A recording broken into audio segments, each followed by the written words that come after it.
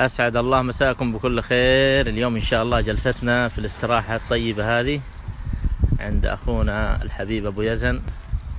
ما شاء الله تبارك الله، الله يبارك، بسم الله ما شاء الله. جلسات خارجية ومجلس بيت شعر ما شاء الله تبارك الله. وهذه جلستنا اتكيتنا هنا ما شاء الله تبارك الله. الأشجار الجميلة والورود اللي تشرح الصدر والخاطر. هنا طبعا جلسة رجال وهناك جلسة نساء. طبعا استراحة فيها غرفتين وصالة، مطبخ، 3 دورات مياه تقريبا. وهذا بيت شعر ما شاء الله طيب رائع جدا وراقي، مجهز على أرقى المستويات.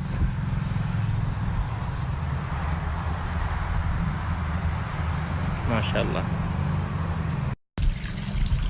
ما شاء الله تبارك الله. صوت الماء ما شاء الله، خرير الماء في هذه الأجواء الجميلة. جلسة رائعة بسم الله ما شاء الله.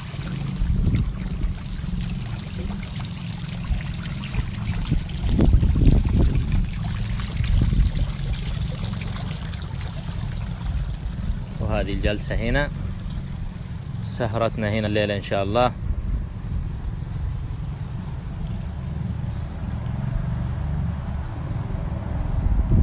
وهذه الورود إهداء لمتابعيني الغالين حفظهم الله. هذه الاستراحة طبعا جوا مجهزة ما شاء الله.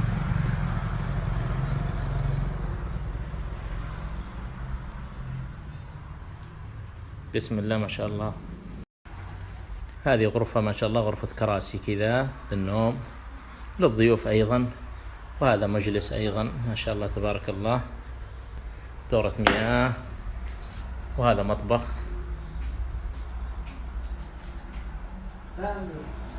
ما شاء الله تبارك الله.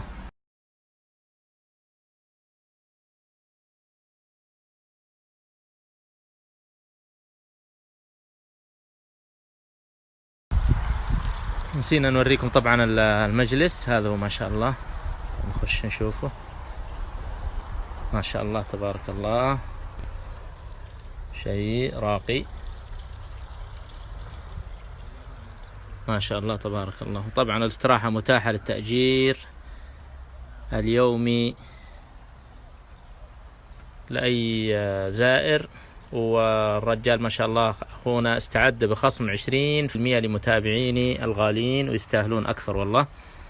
20% طبعا خاصم لمتابعين أبو فراس.